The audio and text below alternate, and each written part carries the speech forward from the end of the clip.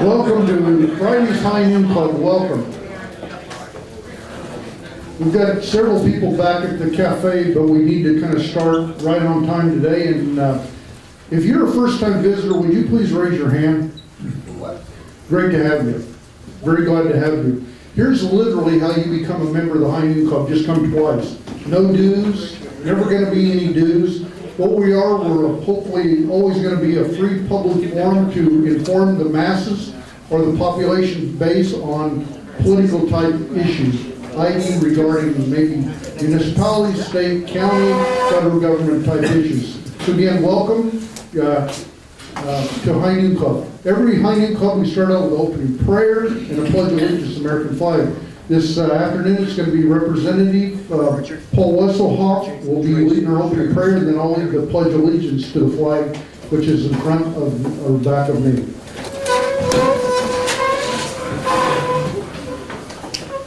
Let us pray. Heavenly Father, we thank you for this day and the opportunities that it provides. I pray, Heavenly Father, that we might maximize those opportunities. And Father, we're here in this setting for one purpose, and that is to be informed on local and national issues so that we might be more productive citizens and make good decisions and elect good people. So I pray, Heavenly Father, that the things we do in this meeting will bring honor to your name. We thank you for the food that is before us. We ask that you also protect our soldiers, sailors, and airmen, Marines around the world, keep them safe from harm. And Heavenly Father, I pray that you continue to bless our nation. And Father, if you would please, give us one great awakening, one great revival, Heavenly Father, because I fear for this country. In Jesus' name we pray. Amen. Amen. I pledge allegiance to the flag of the United States of America and to the republic for which it stands, one nation under God, indivisible, with liberty and justice for all. Please be seated.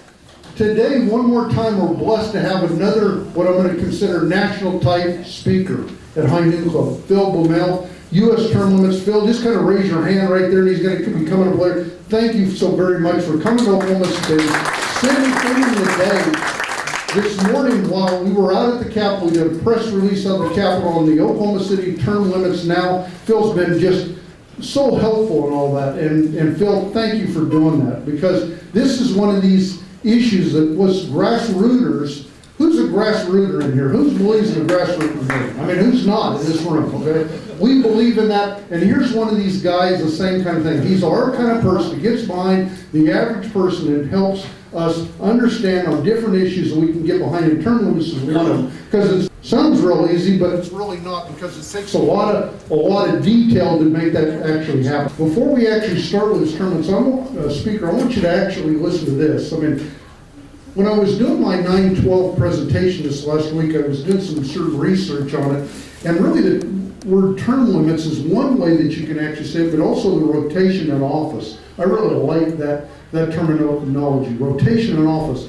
And the Council of 500 in ancient Athens rotated its entire membership annually, and they would not allow anybody to come back for 10 years. So they made them sit out for 10 years. And I thought that was a very, very interesting dialogue. So when they get to thinking that there's something new going on, it's not true. Okay. Raise your hand. Get the message. First name, please. You got to stand up. You have to stand up. Pretty good. Robert Hubbard, I'm chairman of the Canadian County Republican Party. We were going to make a big announcement this weekend, but with all that's going on in our national news with Dr. Coburn, we're going to wait till next week. But so you're getting a sneak preview here today. I will be running against Frank Lucas for 3rd District Congressman. It's time we have a conservative in that district, and I've had a lot of push for it. So thank you. I've had a lot of push for it, and I appreciate those who have been behind me getting this started, and I have some push cards here today so you can find out a little bit more about me. Our website will not be up until next week when we make our official announcement, but you got a sneak preview here today. Okay, thank you. Phil Blumel, President of U.S. Term Limits USA. Thank you. Well, thank you very much for allowing me to come here and talk to you today about term limits. But I also want to thank you. As as citizens of Oklahoma for the great job that you have done over the years in establishing, defending, and promoting tournaments both here in Oklahoma and across the country. You know, Oklahoma has a lot to be proud of in this regard. You were pioneers. The first state to enact tournaments on your state legislature was Oklahoma back in 1990. It won with 67.3% of the vote. It was an inspiration to move to other campaigns around the country, and it was in the following cycle in 1992 that we had about 14 states all at once pass tournaments on their state legislatures and federal legislators as well. So you definitely got the ball rolling right here in Oklahoma. And over the years, the Oklahoma legislature has been very supportive of the tournaments here in the state. We don't see that everywhere.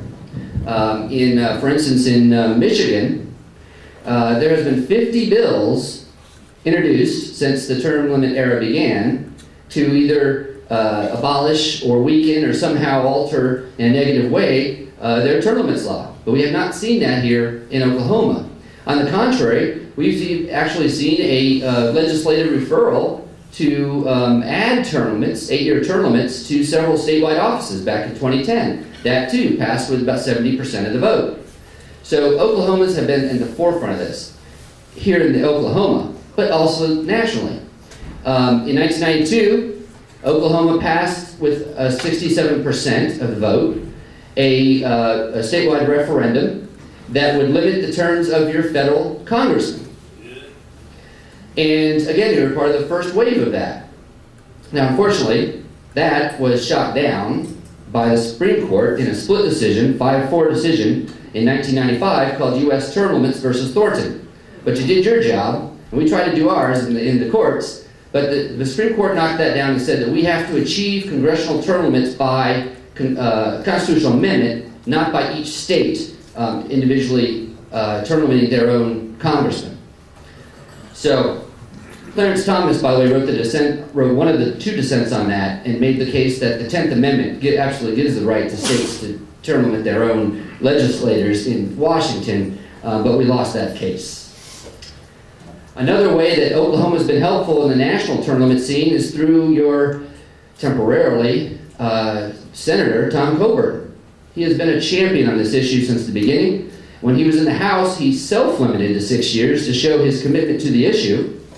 And when the 6 years came, he lived up to his promise. And that's not something, incidentally, that U.S. term limits asks politicians to do. We definitely want to impose term limits, but we don't ask politicians to term limit themselves. But he did. And he lived up to his promise. He's a good man. And then he ran for the Senate.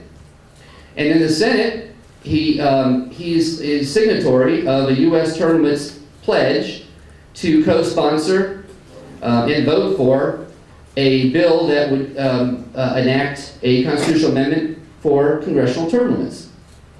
And he fulfilled that pledge. He is a co-sponsor of the bill that's in the Senate right now that was introduced by David Vitter of Louisiana and Rand Paul of Kentucky. So we're going to miss him, and you got to make sure you send somebody up there that's another term limit supporter, please.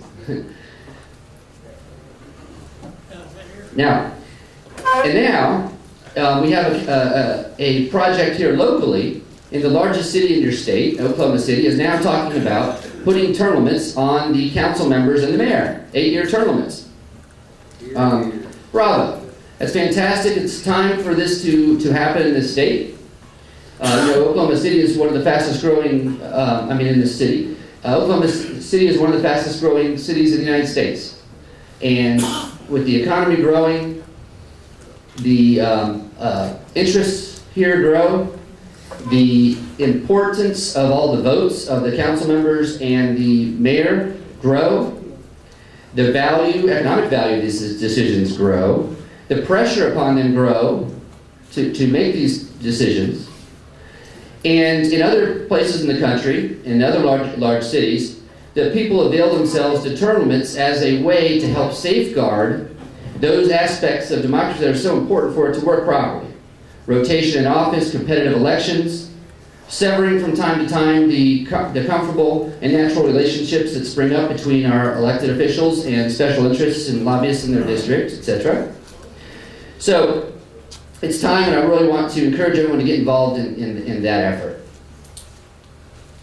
Now, the results in Oklahoma have been positive. The people are happy with the term limits. They continue to pass. They poll well. Oklahoma is considered to be a well-run state, relatively speaking. Amen. I get different reactions to that when I say it. It's sometimes snickering and sometimes thank you. You never know. But one thing I like to say about legislatures, they're very similar to marriages in this respect. They're all dysfunctional in their own special way. But some are much better than others. And you got a good one. So you should be take pride in that as well. There's a lot of arguments for term limits. Because you're embarking on a new term limits campaign here locally, I'm going to go over some of these arguments real quick so they'll be fresh in your mind as you do battle to change the law here.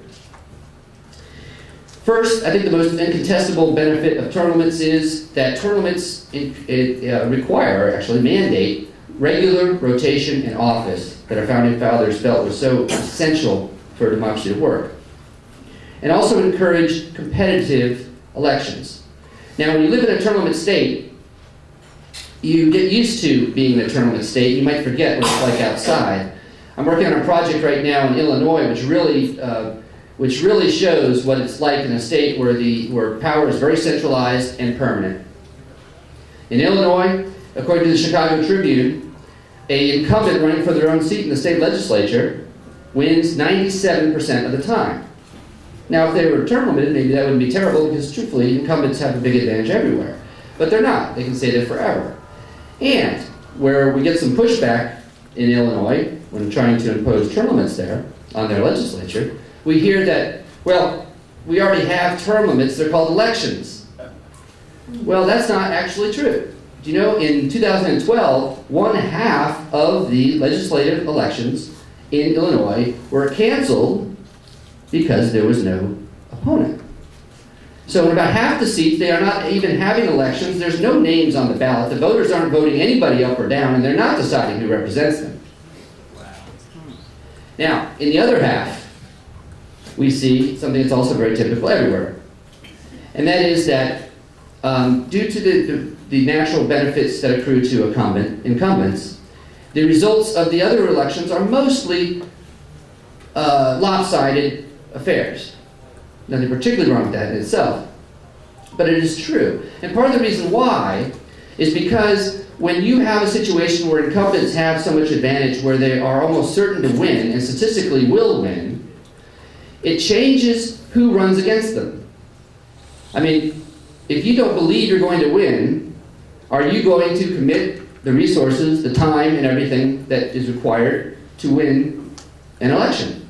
The answer is no.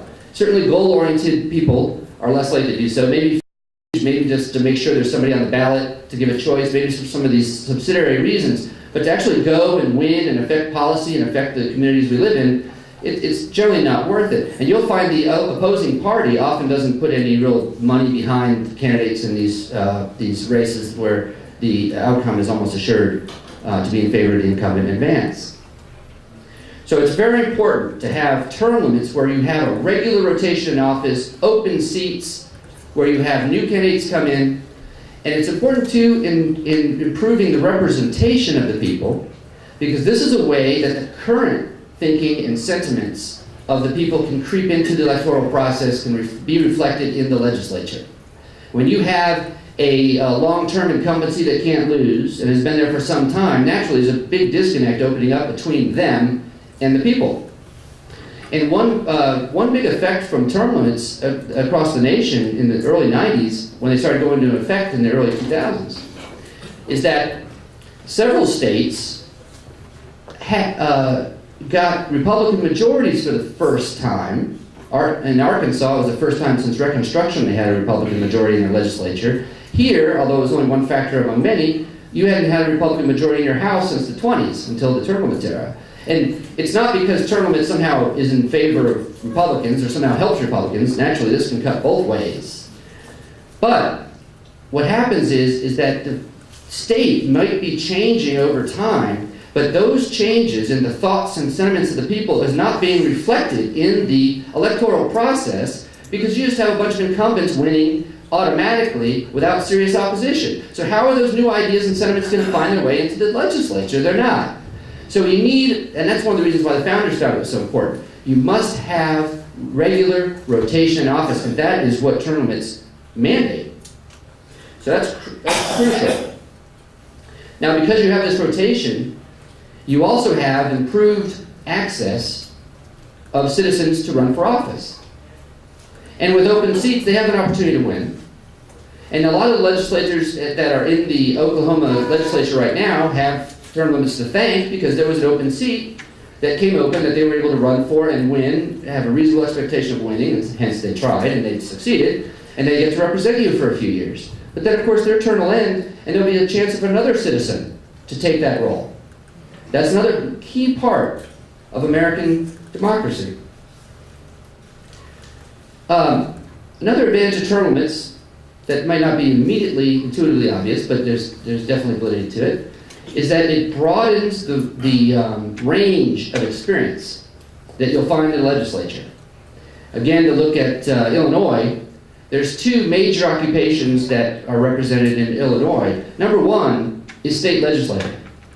It's a full-time, year-round job with a career wage, pension, benefits. It's enough to send your kids to college on. It's enough to pay for your retirement. It's not about going and serving the people for a few years. It's a great career. Well, so what happens is you get an incumbent class that doesn't leave, and it's experience for sure. They have legislative experience, can't be denied. But that's only one kind of experience. We want the kind of experiences that we're all having if their job is to come up and represent us. We need more retired doctors or insurance salesmen or realtors and this, that, and everything, engineers, whatever. People that have been working in the private sector, in the real world for some time and have some remembrance of it. And also sort of share the interests and feelings of people that actually work for a living, make payrolls, save their money for retirement and whatnot. That's vital. So that range of experience is very important. That's one reason after term limits passed in a lot of places we saw a pop in number of women and minorities represented too. It was a short-lived phenomenon, but it was bottled up. You know, when you have a narrow group of people that have maintained power for a long time. Term limits help improve the incentives faced by legislators in a lot of ways. One, they can't stay there forever, so it can't really be the goal, right? Now, of course, you want to stay there your full term, and that's nothing wrong with that. But another thing it does, too, is that there's a lot of special interests and groups that are vying for your vote. They want you to vote one way for them, and a lot of these have a lot of money behind them. And they have a lot of power in every legislature, including in term-limited ones. They're there, and they're trying to educate and to establish long-term relationships with the legislators. That's their goal. That's their job. Term limits throws a wrench in the works because it necessarily severs those comfortable relationships on a fairly regular basis. And it makes the lobbyists in that start over. Now, it also spreads the the resources of special interest over more seats. And they're also dealing with people that are a lot closer to the people who have just come recently from outside the legislature. So, while it doesn't completely eliminate their influence, and there's no reason why you want to completely eliminate their influence, but what you don't want is a dominating influence, like you see more profoundly in states without term limits. Let me say Illinois again. Illinois is we're working on a project in Illinois, that's why I'm harping on this. Right now, U.S. Term Limits is working on a referendum campaign there to term limit their state legislature. We need 300,000 signatures there, but we've gotten over 250,000 already, so it's going to happen.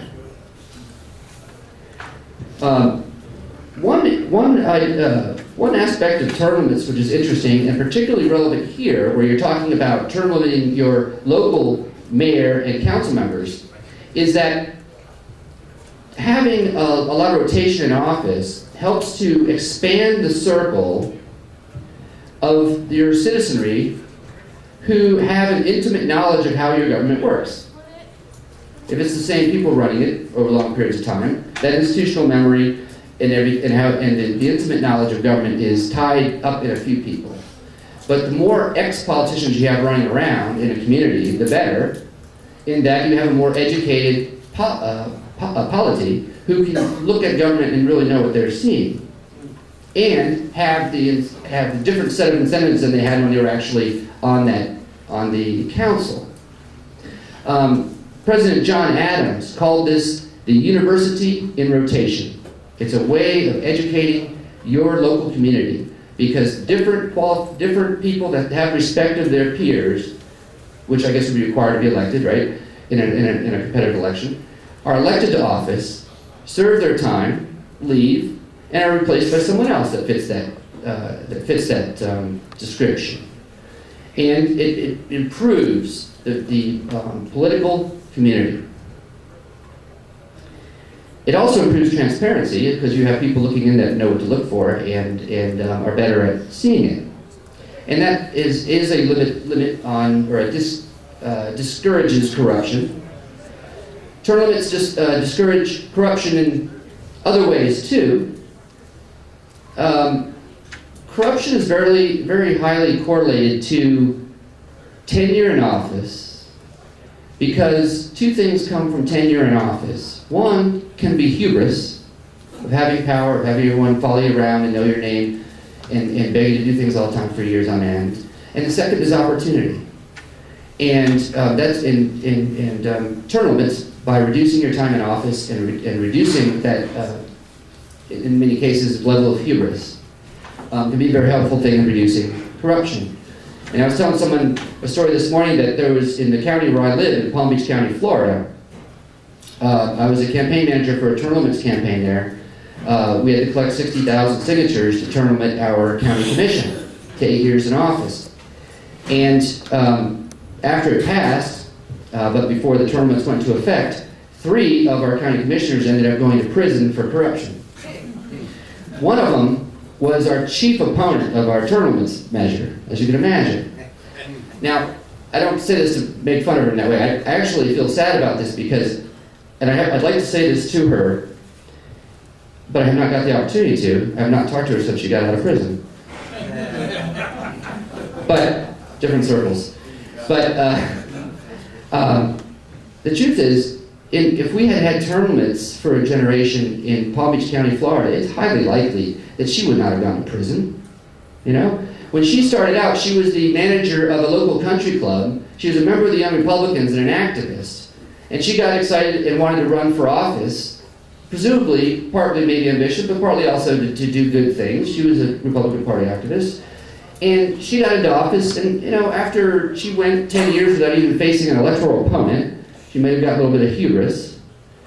And the opportunities came up, and there were flaws in her moral character, whatever. But you see that if she had spent some time on the commission and moved on, maybe she would not have found herself in that situation. There's a doctrine of law called entrapment, where somebody would not have actually ever committed the crime if maybe an undercover cop hadn't come up to him and dangled it in front of him and made it look attractive. Now there might be a flaw in that person for falling for the bait, but the bait was part of the problem, because he may have never had done that otherwise. So this quickly are, I think, the top reasons why I believe so strongly that term limits are a good idea for local communities, state legislatures, and the U.S. Congress. Good. And so I agree with Thomas Jefferson, who famously said that to prevent every danger which might arise to American freedom from continuing too long in office, it is earnestly recommended that we set an obligation on the holder of the office to go out after a certain period. Now, term limits aren't only popular in Oklahoma, it's nationwide. We have been seeing, because of what's going on in Congress, some of the highest polling on term limits that we've ever seen, at the same time that the polling on Congress is very low. So U.S. term limits is redoubling its efforts on our effort to try to establish term limits on the U.S. Congress. It's a shame about Senator Coburn leaving the Congress leaving the Senate because he has been very helpful in this regard. But one thing I want to let you know about on the national front is that we are making progress on this issue, although it's unlikely that you would have heard about it. After we got shot down in 1995 by the Supreme Court in establishing term limits state by state, we really sort of left the issue alone for a while because we really felt like it was such an uphill climb. It wasn't worth our resources when we could be working on state issues where we win 90% of the time. But with what's going on in Congress and the polling, we decided that it's time to really revisit this in serious. And we are. In 2010, we started a pledge program, where we distribute to every candidate for U.S. Congress a pledge that we ask them to sign that says, if elected or re-elected, I pledge to co-sponsor and vote for a constitutional amendment to impose term limits, a specific term limit, on the U.S. Congress. Now, hundreds of candidates sign this from across the country, but most of them, of course, are challengers. Not all of them, though. There's guys like Coburn. But most of them are challengers, so most of them lose. But in 2010, we got about a dozen in. In 2012, we got about 15 in. This is working.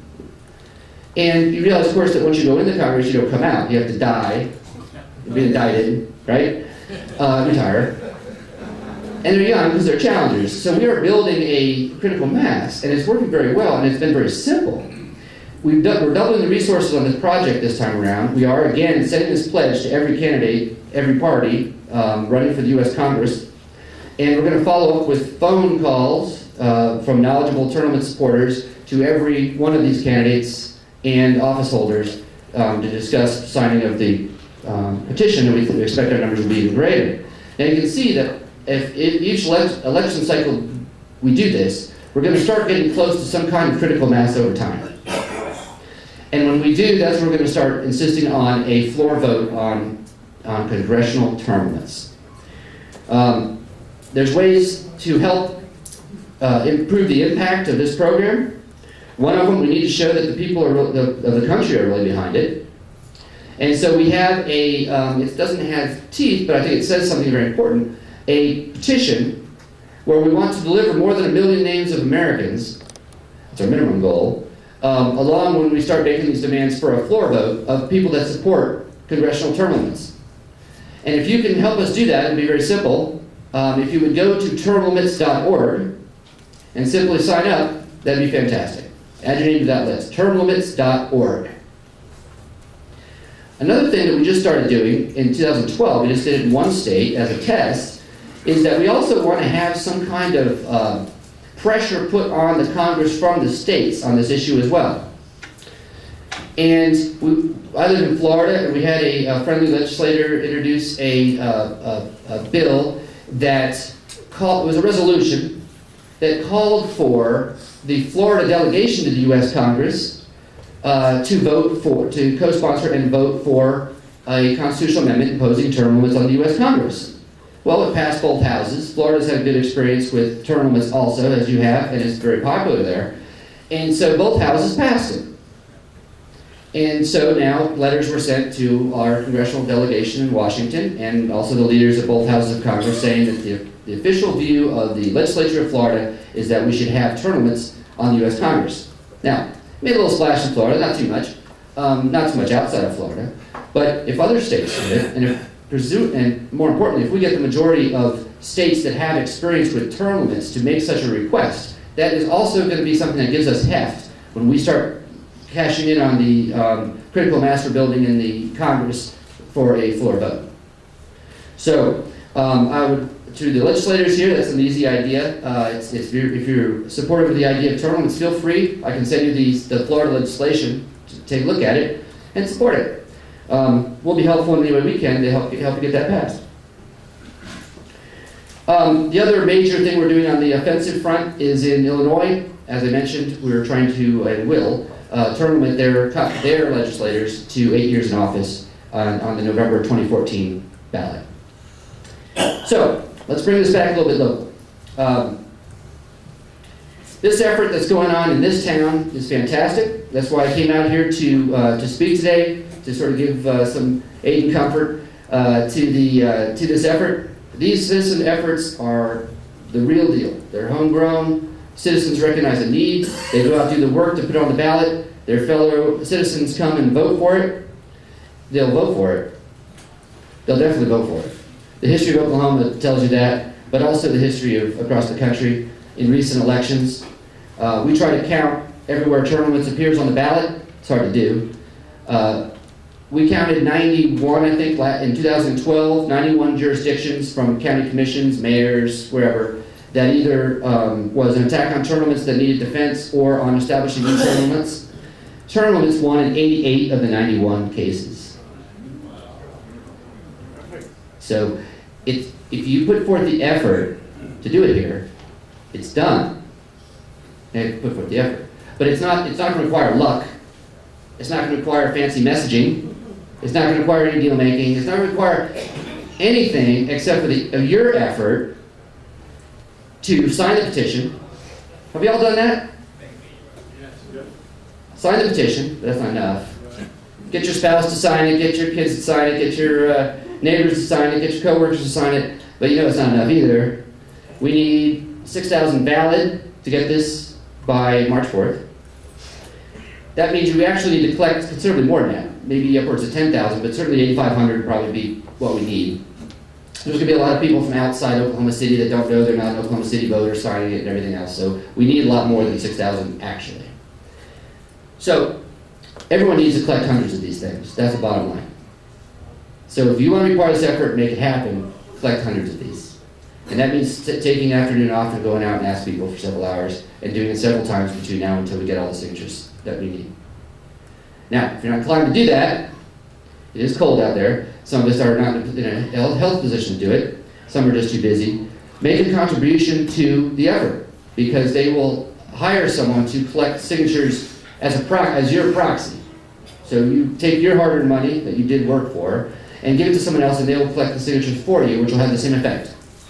So, collect the signatures or make a contribution to the effort. Now, unlike many different political issues that we get involved in, and I'm sure most of us are involved in numerous simultaneously, this is one where I promise you that every dollar you commit and every hour you commit to this is going to pay off directly soon with victory. There's a deadline on this. If we get enough signatures in time and tell our neighbors, it's going to be on the ballot and it's going to win. So this is a absolutely worthwhile commitment of your time and money if you believe this is a good idea. And then in a couple months, you're going to be sitting back with the work done and you're going to say, I achieved this. We achieved this. You know? We achieved this.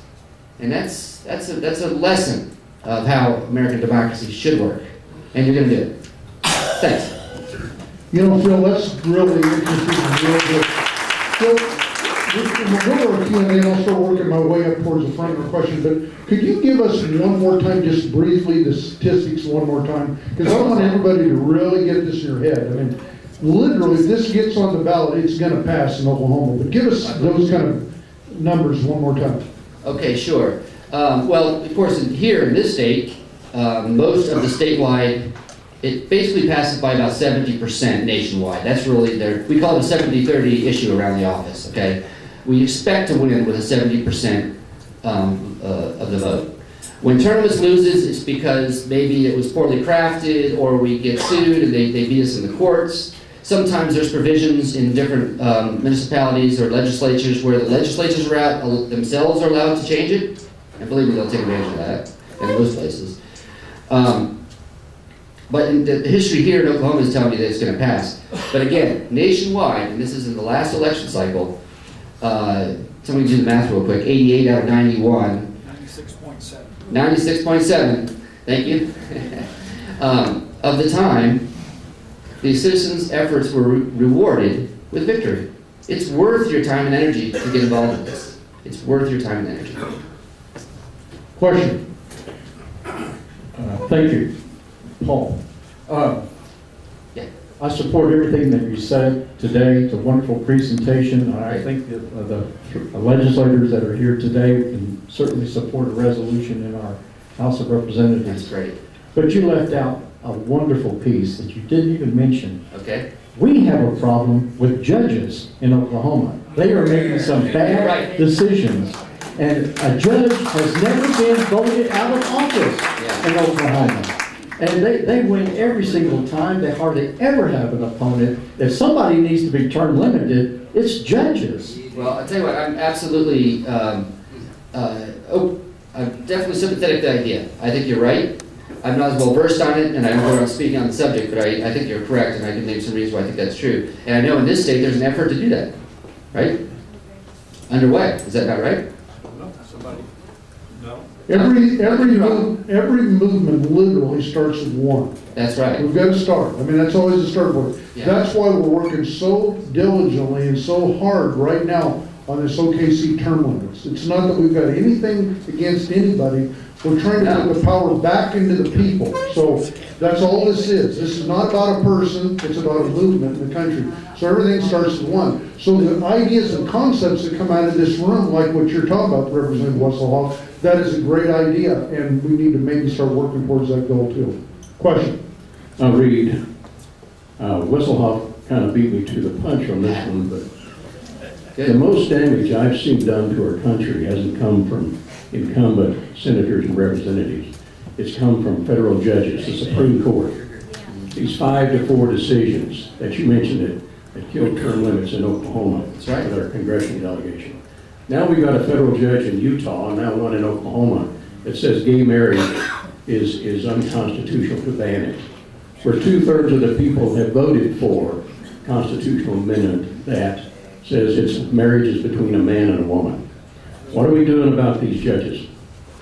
Well, as I said, it's a separate effort, and it's not one that we've actually been involved in U.S. term limits. It's something that we all support. We're just not.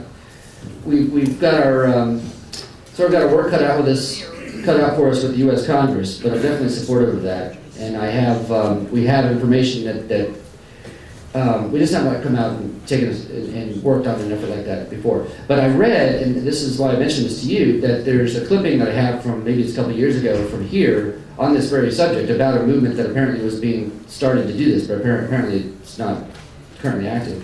But I mean, naturally, that's something that's very important. U.S. Supreme Court too. Question? Phil, thank you for coming. My name is Mike. I'd like to see you add to what you're trying to do with term limits and stop them from getting a retirement for life from that point. Right. I think that is crucial because there's a lot of money that we're giving them over the years for a lifetime, the rest of their life, and they haven't served but a few years. That ought to be stopped. Right. Generally speaking, that's an excellent point. Very good point. And in some states it's worse than others. Now keep in mind in Oklahoma, this legislature is more of a part-time legislature. They don't get paid an enormous amount of money to do this work. It is public service, and they receive a stipend which defrays the cost of doing it. It's very different than say in Illinois that I keep picking on, or these other states where they get paid $100,000 a year. So it's more important in some places than others, right? And our attitude about that is that generally we like to push accompanying legislation to handle that pension problem, because generally when we pass term limits, it's done by referenda, and it's done on a public ballot, and you can't have that kind of minutia put into constitutions and put into law written by individuals and have it come out right. Term limits are simple. They make sense. We understand it. There's no confusion involved. Citizens can draft term limits referenda all day long, and we can get it done. If we start getting into the minutia of all the pensions and everything, then we're going to, first of all, invite a lot of opposition, but also we might not get it exactly right. The best thing to do is accompanying the popular mandate set by a winning term limits referenda is to go after the pensions. Because you're right, in some places like in Illinois, we're going to have to do that because it's crazy there. They can't afford all the money that's going out to all the people doing work for the government of Illinois anymore. So, of course, they can't afford anything, they're broke. But, Question? Hi, Phil. My name is Woody. Thanks for coming. thanks. My question has to do with, let's look at President Obama, for example. He is term limited, okay, I'm for term limits. But in his second term, he's gone after things that he wouldn't have dared do in his first term. Maybe. How can we prevent that in everybody else's term? Yeah. The answer is we can't. We can't. Now, once you're elected to office and you have that power, we can't reach in that deep with something like this. You know what I mean? The way that it curtails the power of legislators is great, and I think dwarfs the fact that you have that tail end lame duck effect. But a lot of people have been very effective it cuts both ways also, incidentally. A lot of people are willing to take stands on very important things in their final term that they were unable to do so before. And perhaps that's what he thinks that he is doing. But the fact is that that's not something that you can really reach in and prevent. Yeah. Follow-up. Just a little follow-up, Phil. What about recall on a person's second term when they start doing that? I think that states where people have the power to enact simple legislation and things like that directly, I think are fantastic. I think it's required, particularly as government's gotten bigger and controls more and more of our lives, and we see more and more powerless in the face of the Leviathan. Any sort of method that we have, like such as the initiative and referendum, recall, etc., is very positive. To do it at the federal level, again, would be another constitutional amendment, which is extremely difficult. But absolutely, I support it. And I support it at every state level, too. Question. Thanks for coming, Phil. There's been some talk about different states, one like Oklahoma, of going to once every 2 years rather than having legislation every year like they do in Texas. Mm-hmm. And that would be another way of curbing some of the influence and those kinds of things. But I just wondered what your thoughts were on that. Yeah. That is sort of maybe more of a case by case issue. You know, some states do that without any problem whatever. Their caseload is such that it's very easy for them to handle it every other year, and they'll have like one rump session where they cover just important fiscal issues that have to be done every year. Some larger states might find that difficult. So I haven't, I should say, really come out with a blanket opinion on having every other year. The states that do it, I generally would, if it's working, I would oppose going to every year, only because it seems like a move towards the idea of the professionalization and careerization of the legislature. So in that sense, I definitely have an affinity towards the every other year concept. But, I don't know that it would work in every state, and I don't want to speak for every state on that. Another thing that I think that we all have to take into consideration too, you're never going to correct all the ills of bad government. That's impossible. I mean, right. The crony capitalism, it's going to continue on. All we're attempting to do is try to limit it to a certain base. I mean, right. Would you not agree? That's a great way to put it. It's all about improving the process and the incentives faced by people that represent us. If we can do that, it doesn't solve all the problems, but it helps us solve these problems. Question. I wanted to talk about, we've Oklahoma, we've witnessed, you talk about the good things of term limits, but there's also a very ugly side to it that we have witnessed personally here in the state. We've had state senators famously say, I don't care what anybody says, I'm term limited, I can do what I want. The other thing we run, and I think that's the same thing you talked about the ills with the second term, but we're also even more seeing, because we're seeing a lot more influence with lobbyists and outside groups. I've witnessed a legislator who turned over because he didn't understand the bill. Lobbyists came to explain the bill. And that's been a big argument against the term limits, is that you lose the skill to learn the subject, become an expert in the subject, becomes more relied heavily on outside groups, and we're seeing under influence. Can you talk a little bit more about the kind of negative side of that? You make 2 points there. The first one I think is valid, that you do have more independence as a legislator when you under a term limit system. You are, first of all, you're not as much dominated by, to hit your second point, by special interests in your state. You're there for a short period of time. The resources of lobbyists are spread much thinner. and you have greater independence from them.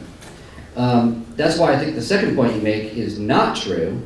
In fact, I've heard that many times. It's actually something that we're starting to hear more and more, and interestingly, we hear a lot from lobbyists, but indirectly. But I'll tell you what, that's what you're saying is plausible, but it's not true. I'll tell you something, every time we get involved in a term limits campaign around the country, all the money against term limits comes from these very same special interests that you're saying somehow benefit from them. They know what benefits them, and it ain't term limits. Off the top of my head, I'll use Arkansas because we're working on a case there right now. Go to followthemoney.org and go to 2004 Arkansas.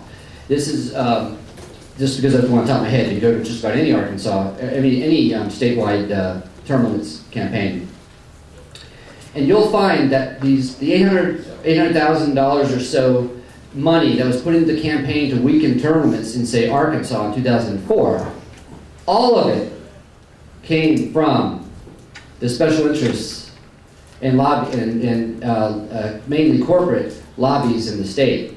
All of it. And none of the money to defend term limits came from said lobbies.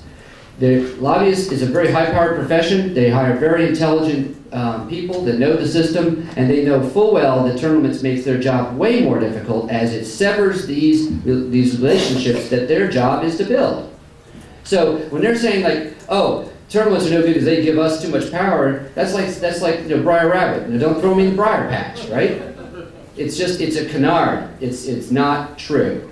The economic interests I'm talking about include in the Arkansas case include naturally the Farm Bureau, the Education Association,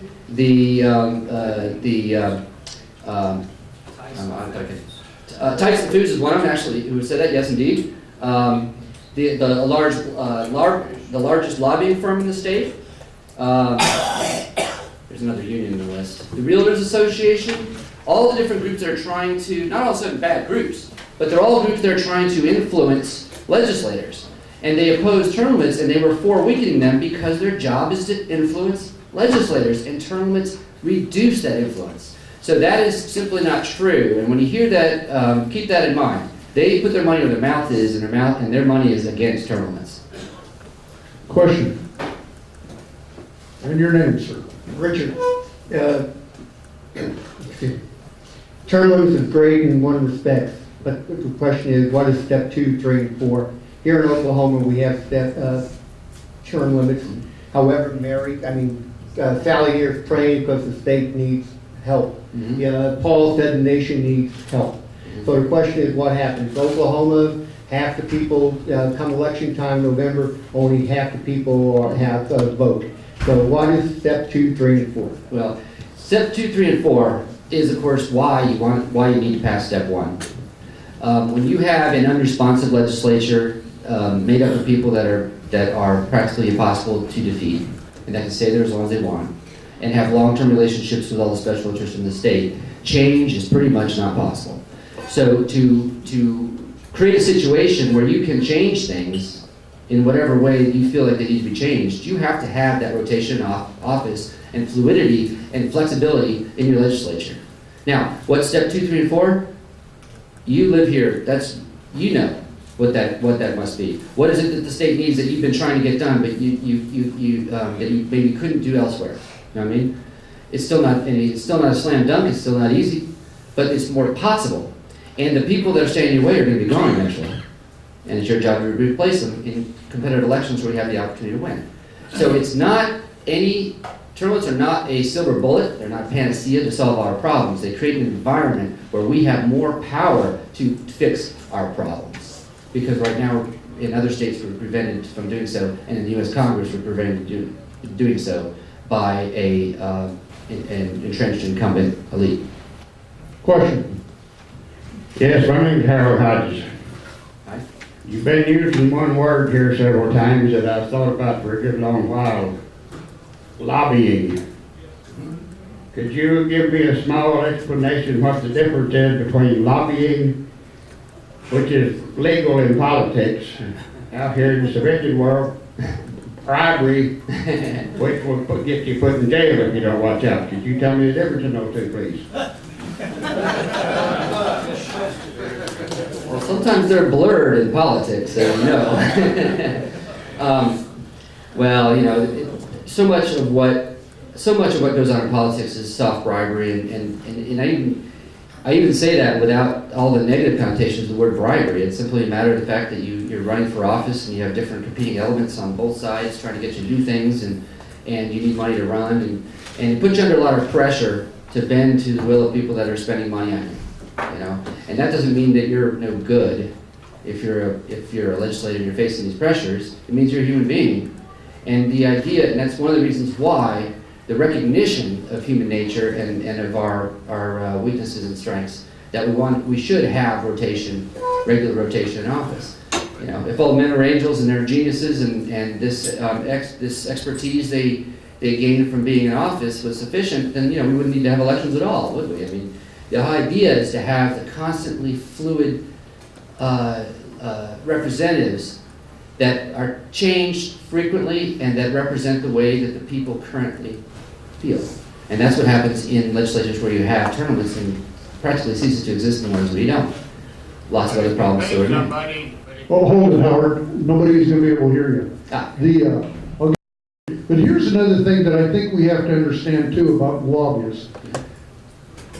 Lobbyists are a great thing if they're lobbying for something that I agree with. Now, if they're on the other side, obviously they're a bad thing. And let me give you a couple examples. NRA. I appreciate what the National Rifleman Association does, because my core belief is without the NRA, there would be no Second Amendment in the United States, and all of us packing guns would not be able to have that ability. And it's the same way in this state, a lobbying group on that same issue is OK 2A. They're lobbying for that Second Amendment right. So again, lobbyists are a wonderful thing, and no single legislator is going to know about all these issues either. Right. So to say all lobbying is a bad thing, that's just, what I'm going to say is just an untrue statement. I disagree with it. You're right. In fact, I explicitly said earlier that you wouldn't want to get rid of all lobbyists for that very reason. They carry a lot of expertise about what it is that they know about. And also, think about what lobbyists do. When you go to the Capitol, you're lobbying, of course, right, to whatever your bills you're pushing. And a lot of these corporate special interests are actually lobbying to protect themselves from the legislature and from government too, not just to get special favors, although they're doing that as well. The idea is not that lobbyists are bad and that we got to ban them. The idea is that we need a system that does not allow them to gain inordinate control over our legislators in a way that we can't fix. And that is what happened in Congress, and that's what happened in a lot of non-term limit states. So that's key. Of course we need lobbyists. It'd be the same kind of thing. What we could literally do in Oklahoma, which is going to change again this year, is that with our ethics commission, is a lobbyist could not provide one meal, no trips, none of that kind of stuff. That'll stop a whole bunch of that cronyism that you're actually discussing. Okay, that's my little point. I have the microphone so I can do those kind of deals. Next question. Yes, I'm not going to defend lobbyists, but I would like to shed at least a piece of light that some people may not see. And that is, a lot of times lobbyists follow a legislator because of his or her record. In other words, the money doesn't come first and then the votes. The votes come first and then the money. And I'll give you an example. I've been a strong supporter through the years of the energy industry, as well as I've been supportive of the Native American Center, not with bonds, but I'd like to get the thing paid for. That's my public record. I know most of you disagree. So obviously, my public record reflects that lobbyists give money to me a lot from the energy sector and the tribes. And I'm also Native American. So what I'm saying is my votes appeared first before that money came. I guarantee you that. And I think that's true in a lot of cases. Not all the cases, but anyway, I just want to kind of give a balance to that. Good point. Good point. Question. I'm Mike, and to me, what we have to address is the ultimate lobbyist for effective in term limits, and that is the leadership of the House and the Senate. Because Harry Reid wouldn't be there for 20 years, and if they were term limited, he wouldn't have been in power for at least 2 years, and it's all over. And that's the ultimate person that we're going to term limit. That is right. Let me bring this up too. Maybe this will kind of help in a little bit, this some of this too, in this discussion about that, because that's a good point. There was a guy at the House of Representatives who's a speaker longer than anybody ever, and I mean, Leonard obviously is going to serve with him, and that was Jim Barker in Oklahoma. He was speaker for 14 years because that's what happened, but there was no term limits, okay? He was literally a personal friend of ours. I mean, it became that type of relationship. Now, that would have stopped all that. I mean, him being speaker, think about that, for 14 years gathering that power. And here's literally what he told me. The day that after he resigned, he didn't tell me this after, but he told me later, much later, is that he stayed too long. He knew he stayed too long. But it's hard giving up that power. So in a way, for an incumbent, you're actually doing them a favor, relieving them of certain duties that they know in the bottom of their heart, they really do know that they're just staying too long, but they ain't giving up that power. I've heard that before from legislators, absolutely. Yes. Okay, question. My question is PACs and re-elections. It seems to me that another argument for term limits is that basically these people who have special interests want to get their particular people elected. And when they have to get their people in a rotation, it actually costs them a lot more money to have to continue that process of getting their people elected. It does, and the importance of, that's an excellent point. The importance of incumbency is clear when you look at where all PAC money goes. You know, studies have shown over 90% of all PAC money from organized PACs goes to incumbent legislators. This is actually the U.S. Congress we're talking about. I've got a hand raised. I'm doing my job, Charlie. Okay, what's your first name, Charlie? Charlie is my first name, yours is Bob, thank you. I think we do have to be very careful when we talk about special interests, particularly when we talk about a negative tone. Everybody in this room has a special interest. It might be abortion, it might be not having public debt. There's just so many things that we could all be interested in or not interested in. So I just think we have to be careful when we talk about special interest being a bad thing. It's not always that. Any other questions? Okay, I'm going to highlight somebody, and I'm going to do something you're not supposed to do, but I'm going to do it anyway, Phil, okay?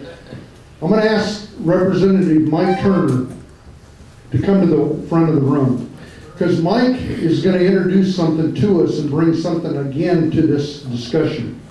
And I think it'll be very worthy for him to be the front so he can ask the questions or whatever. And you two can kind of work together there on the microphone. What we did this morning, we had a press release. I don't know if we kind of talked about that. I can't remember just off that. We literally, you can go to the front. We had a press release at the Capitol this morning regarding our OKC term limits. So we're going to have one more this afternoon. So anyway, so go ahead, Representative Turner. I appreciate the honor, Bob. Sorry for my voice and stuffiness, a little bit of a cold and sinus thing.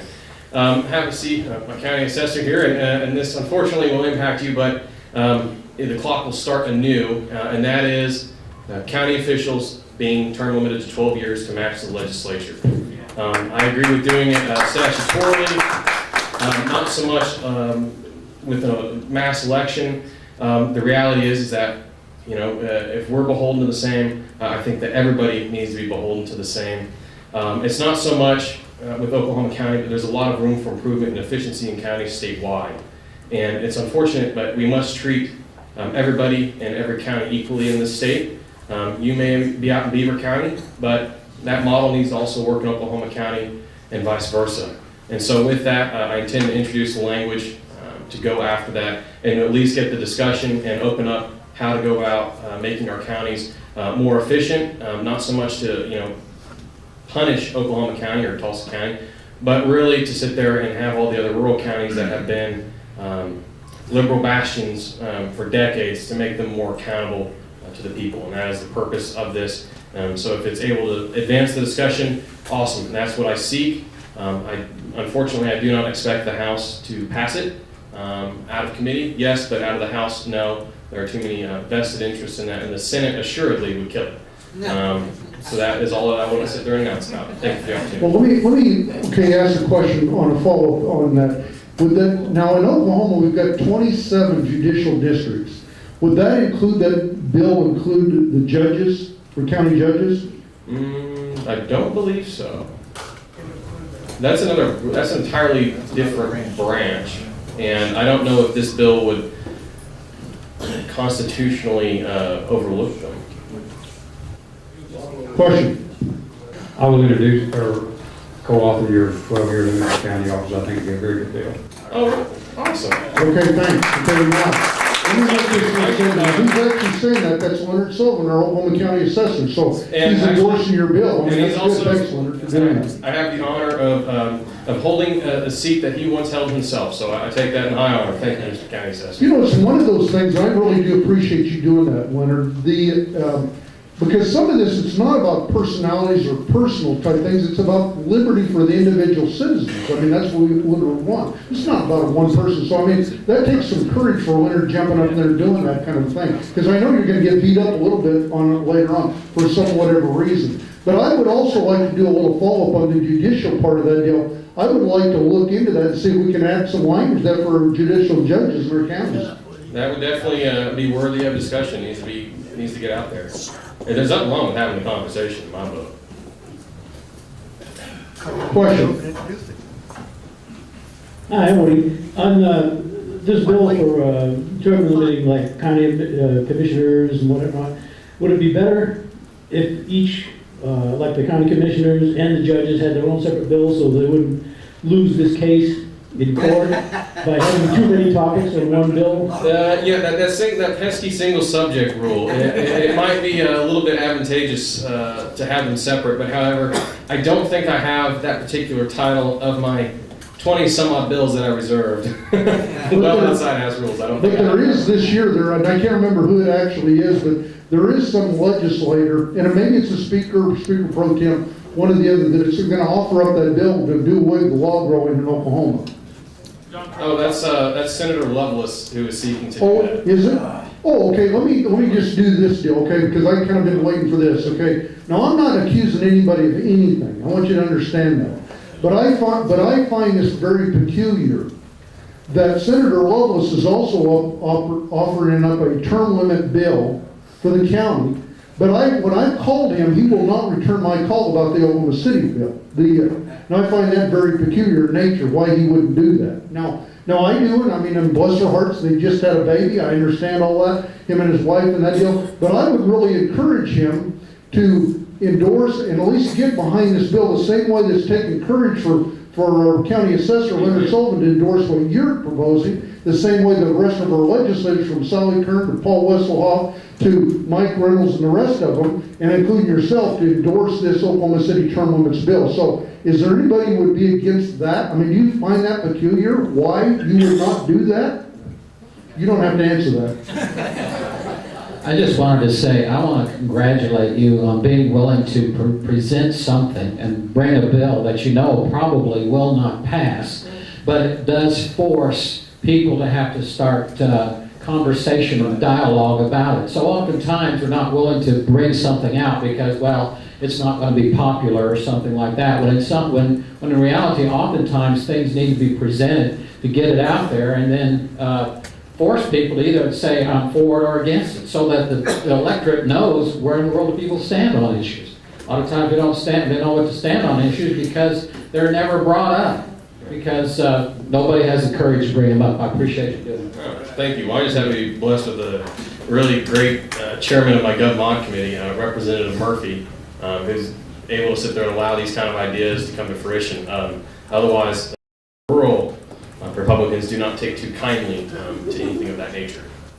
Question? Yeah, once upon a time, I did get a bill introduced to ballot access here and went nowhere. Finally, what we did, we hired a lobbyist. Mm-hmm. You guys going to have a lobbyist to help you, assist you move that bill through the House? Me, if there's a lobbyist that wants to take it proactively, great, but I'm not digging into my own back pocket to fund a lobbyist retire program. I think the average contract is somewhere in the neighborhood of 25, 30 grand. I think what Richard was actually telling you, Representative, he's going to do that. He's going to do the $20,000 to hire that lobbyist to do that. Thanks, Richard. Appreciate that very much. it's very incumbent on every one of us that say that we want to change things in America to get involved and do something. It's one thing to come down here and listen to a national type speaker or a local type speaker like Representative Turner. However, it's a different thing when you get involved, and that's how we're going to change America. The things that you don't like about us, for you to personally get involved. So that's what you're actually saying. So I appreciate that. So there's your test. Are you going to do that? He's going to do that. Okay, so we'll get him a petition. Okay, thank you. So the rest of you, rest of you in this room, if you have not received a petition and you would like to help out get these signatures, it's not that much work, because you're going to know 20 or so people. Get a petition from Molly after the meeting, and let's get this thing done here. Okay? Oh, Bob, I just have one quick point that's been gnawing on my brain when you mentioned the eliminating single subject rule. That would probably be the most foolish bill to have passed and put on the constitutional ballot. We have single subject, so that way individuals don't have to sit there and lump 1,000 bills into one single bill, which is unfortunately what would happen. So A, our jobs would be null and void, and B, we'd have to sit there and agree to some really, really ugly things that should never see the light of day. So we need to be very vigilant about maintaining a very strict single subject rule, regardless of what people sit there and say about how, oh, those evil Supreme Court. No, they're doing their job. We need to remember that. I agree. Thank you very much, Representative Turner. Phil, would you please stand up? We want to give you a huge round of applause again. Thank you so much for coming over and spending your time, spending your own dollars. Okay, look at that, spending your own dollars, okay, to do that. Thanks again, Phil. Thank you very much, and we'll see you next week at High Noon Club.